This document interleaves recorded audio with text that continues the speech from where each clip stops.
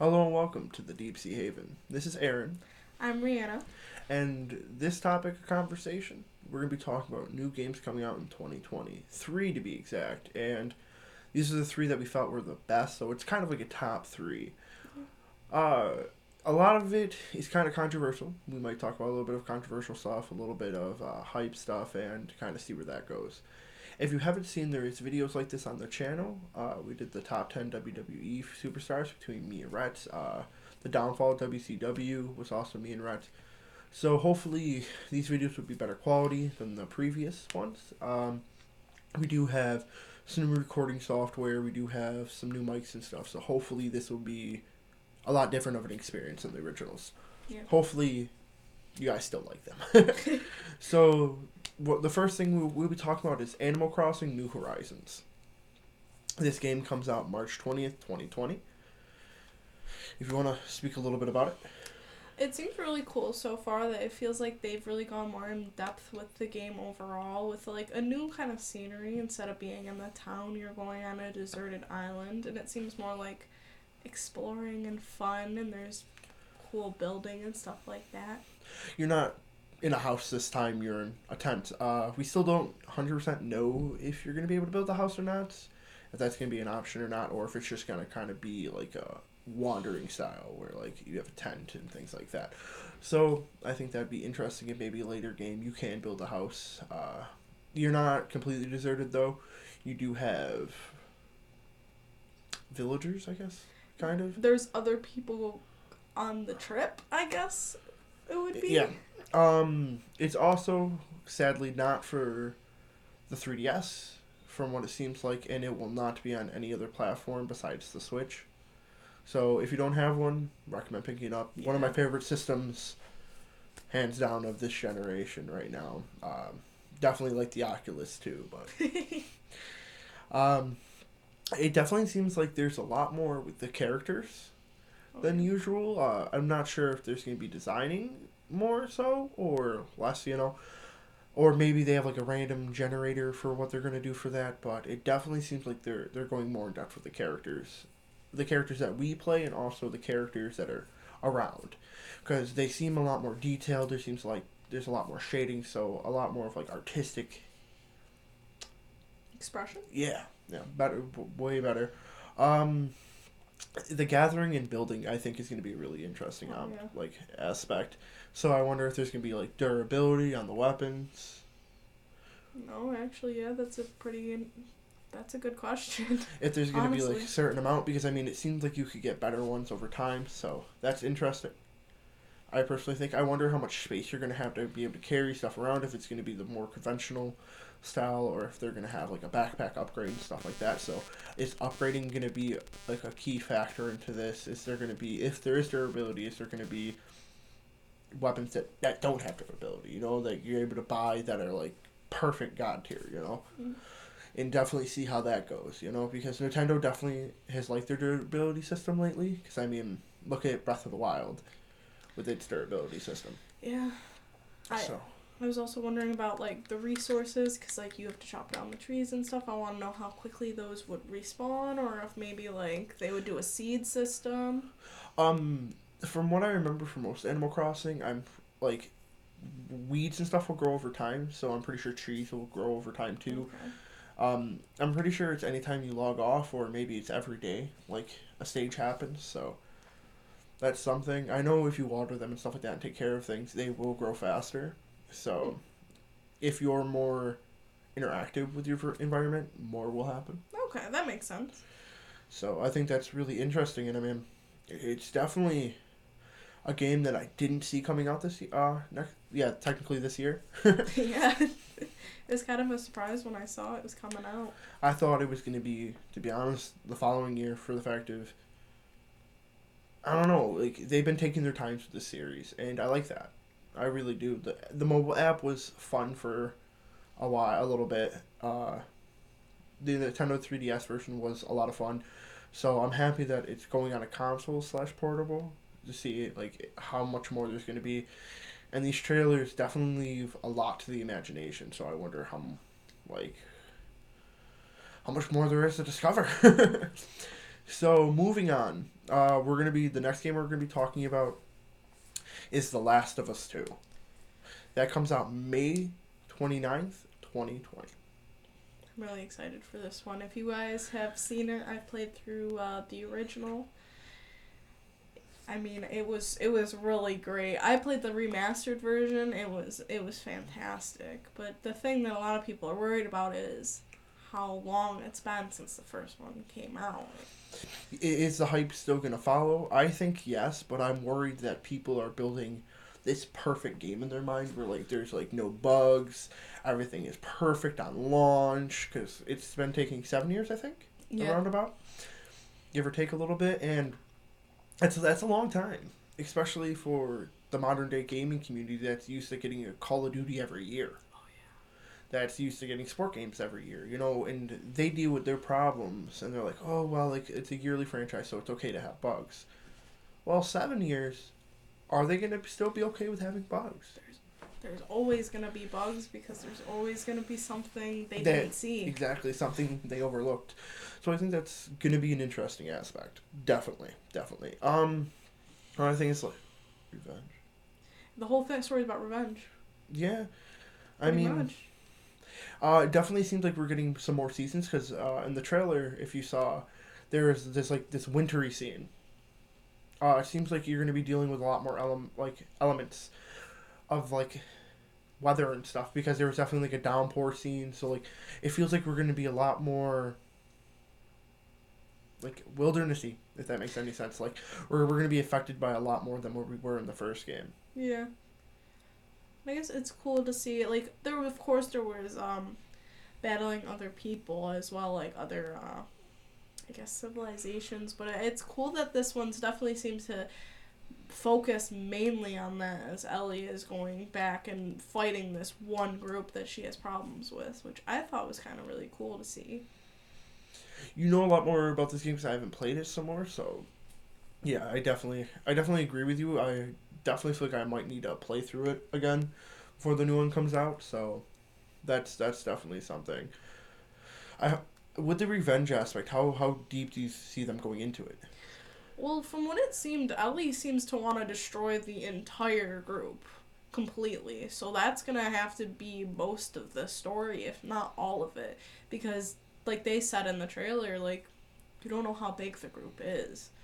Okay. What do you feel about Joel in this aspect?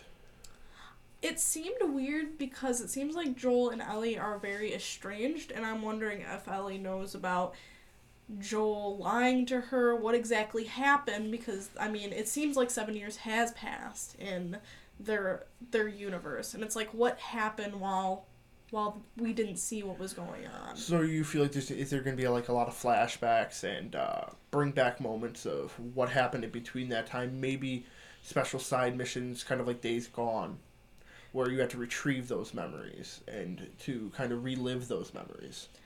Definitely something like that. I think there almost has to be an explanation of what we missed. Because if they're going to do a time jump like that, we got to know what's going on. Yeah, they can't be a short recap in the beginning of the game and kind of accept it. I understand what you're saying. Ellie, what's going on with that girl? You can kind of pick up on that one. You're talking about the LGBTQ aspect? Of course. I don't know if... It's from the trailer, it's kind of like, is she bi? Is she a lesbian? Or is she just kind of questioning? Because in the trailer, the girl's like, so what did you think of that kiss? So I want to know, like... I mean, they seem to be really close because she's part of the whole reason why Ellie is getting the revenge. But how deep is that relationship they have? I understand. So you feel like you were going to learn a lot more about these characters and kind of how their minds work and kind of who they are physically, emotionally, in every aspect. Yeah. So it's going to kind of be just dropped in front of us and see kind of where that takes off and kind of... Yeah, I mean, I kind of explained it the best I can, like every little aspect of them. And that'd be really cool to see again, definitely, because I mean, the first game, we learned a lot about Joel. We did. Yeah. We learned a lot about his past, his present, and his future. So I hope that they continue on that with Ellie, because Ellie we did learn a lot about, but we did not learn as much about her as we did Joel. And it's cool to see, like, not just Joel and Ellie, to see how their relationships with other people. I mean, we saw Joel and his brother, but, like, there wasn't really... They didn't go into a crazy amount of depth, you know, that they became estranged, but they were still okay. It's cool to see more people coming in, and it feels like the relationships are gonna cause more of A bind? a bind, yeah. Okay. So, as we move on to that, we move on to kind of, in my personal opinion, the biggest game of 2020. Like, the game that I'm most excited about. I've been hearing about it for years. So many years. That is Cyberpunk 2077. That comes out April 16th, 2020. They've been working on it for so many years. It's unbelievable. Like, I think it's like 6, right? The first trailer came out for it in 2013, so it's been 7 years. That's crazy. That's absolutely crazy. I mean, like, and they're doing great with the trailers. I mean, Keanu Reeves. Like, can we say more? Like, it's Keanu fucking Reeves. Oh, wow, that's my first swear of this recording. Actually, yeah, I think you're right. Don't demonetize us. YouTube, please. But definitely, it's definitely interesting that they're going so far for this game. Is there going to be a sequel after this? Like, that's what I'm curious about. We don't really know too much of the story yet. We really don't know much crazily about these characters. How many, like, main story characters are there going to be? Are they going to be long stay? Are they going to be short stay? We really don't know. Me and her personally probably know less than most of you, for the fact that we've been trying to stay spoiler free completely. Oh, yeah. This is a game that I do want to stream. So does she. So most likely it's going to be her, because my work schedule, it makes it hard to do one-on-one gameplays. So that's unfortunate, but the online multiplayers you guys will continue to see from me and continue to see me rage. Our favorite rage streamer of all time. The butterfly effect. I hope it is better than Until Dawn was, because everyone knows that game was a hit or miss, and that one, all it talked about was the butterfly effect. And since then, I feel like we've been kind of wary of any games that are saying, oh, all your actions have consequences. I mean, just look at the Walking Dead games that came out where you found out that your actions had no consequences. It was basically the same story no matter what. But I feel like they didn't really say it has consequences. I feel like they more said it has an effect. Yes. So that makes me more... Because it makes me more lenient on the butterfly effect. I should not have a negative effect for choosing something. Yeah. Don't get me wrong. Should it be allowed to negatively affect the story? Sure. If it's that large of a negative choice, you know? Yeah. But have them be equally balanced, you know? Another cool thing about this game, the creators that made The Witcher 3, or The Witcher series, I'm pretty sure. I know it said Witcher 3 Wild Hunt for sure. We know that one for sure. And The Witcher was an amazing game in my personal opinion. I love the story, I love the character developments, and I mean, it's so good it has a Netflix series. I mean, Netflix, yeah, anything can really get a series, it feels like, but it's really good. It honestly, from what I've heard, it's amazing. Yeah. So, I mean... You have a company that is competent. Like, they know what they're doing. They know their goal, and it's been 7 years. We don't know how long they were working on it before that, for the fact of it probably at least 2010, for the fact of 3 years in development before they even released a trailer. Yeah. Most likely is how most companies do it. I mean, if we look at Destiny, the original, where they were working on it for 13 years. Before we even got a trailer. I think it was 13 or 10 years. Insane. And that first game was really good. Destiny 2 was a flop, but that's going to be a conversation for another one of these. If you guys are interested in watching that, that should be coming out soon too. Of games that kind of flopped on their sequels. So another thing is...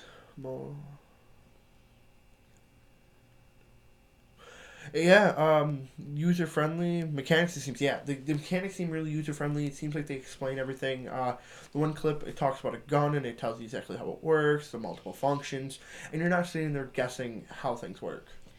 Yeah, but it's definitely hard to comb through that gameplay without spoilers. It's very story heavy. And that might turn off some people. And for the story lovers, it'll definitely intrigue you to want to watch more. I mean, it's definitely insane. Is there? I'm kind of finished talking about the topics that I would like to discuss. Is there anything that you would like to bring up before we kind of close this off? I just want to say, as long as the same with The Last of Us Part 2, there's going to be people who are going to be upset if there's going to be bugs, especially with how long the development time is. And I'm really hoping that that doesn't cause issues in its success, because it looks great. See, but my thing is, I feel like people will be more lenient for the fact of it's its first in its franchise. That's They're true. gonna people are gonna expect more bugs that they're gonna expect than The Last of Us 2. Same with like Animal Crossing, because I think this is its 4th or 5th iteration. People are gonna expect it to be pretty seamless. Okay. For the fact if you've had like this meta of doing this, it should be proper. People might be a little bit more lenient for the new Crossing, for the Animal Crossing, New Horizons, for the fact of it is on a different console. So you also got to think, okay, The Last of Us Part 2. Is it going to be more lenient for the fact of people are speculating that this is going to be a release title for the PlayStation 5. The PlayStation 5 variant, are they going to be more comfortable for the fact of it's being ported onto a new system? Yeah. New graphics, everything. New processors. So is that going to be a thing? Same with Cyberpunk's 2077. Is that going to be... are the people going to be more lenient because it's like, well, you're working on 2 copies at the same time. And technically 3, because I'm pretty sure Cyberpunk is for PlayStation and Xbox, but I'm pretty sure The Last of Us is a PlayStation exclusive, if I'm correct. I believe so. If you want to look it up, you can. Just to make sure we give the best information possible for you guys. So, with all that in mind, you got to think... That's a lot of work. I mean, Animal Crossing probably has it the easiest, where it's just a single console. It doesn't say anything about The Last of Us 2 being an exclusive, but The Last of Us Remastered was an exclusive. That's what I mean. So I'm pretty sure it's going to be another PlayStation exclusive. So they're doing 2. You know what I mean? Where Cyberpunk is doing, it might even have a Switch port. I'm not 100% sure. And I mean, if they're doing Xbox One, they're probably going to be doing the new Xbox, because that's going to be coming out soon. So that's 4 by itself, plus a PC adaptation. So that's a lot on a gaming company. Do I respect it? 110%. Am I going to expect glitches? Without a doubt. I kind of want them to be fun glitches. I want to be able to walk through a wall or fall through the ground, because that is okay. It means that there's going to be growth in the company as long as they fix them, as long as they're courteous about them, and they do not get angry at us for vocalizing them. Then I'm happy for the gaming company. Yeah. I mean, The Witcher, when people found a glitch to kill cows, you know what The Witcher did? They added an update that had a death grim come and kill you after killing cows, and it had some I think it was the Latin name for cows. That's so funny. And it would continue to spawn until it killed you. And then it would go away? I think it would go away, but yeah. It was set up for cheaters because they considered it cheating. So, maybe we're going to see some stuff like that in here too. That's definitely an aspect of okay, how are they going to handle people abusing the system? Because there's probably going to be some ways to abuse things. There always is. Exactly. So this is Aaron from the Deep Sea Haven kind of saying, I hope you liked the conversation. And I hope you enjoyed the video. And if you did, how about you consider checking out the Instagram, the Twitter, the Facebook page, maybe dropping a like, subscribing, comment. If there's any games that you're excited about 2020 and you feel like, oh, you guys should talk about this and check out the trailers, because we want to hear your input on it. Absolutely. We would absolutely love that. We can do a fan top 10 or fan top 5, mattering on how many people comment and talk about it. Absolutely 100% down for that. So this is Aaron from the Deep Sea Haven saying peace.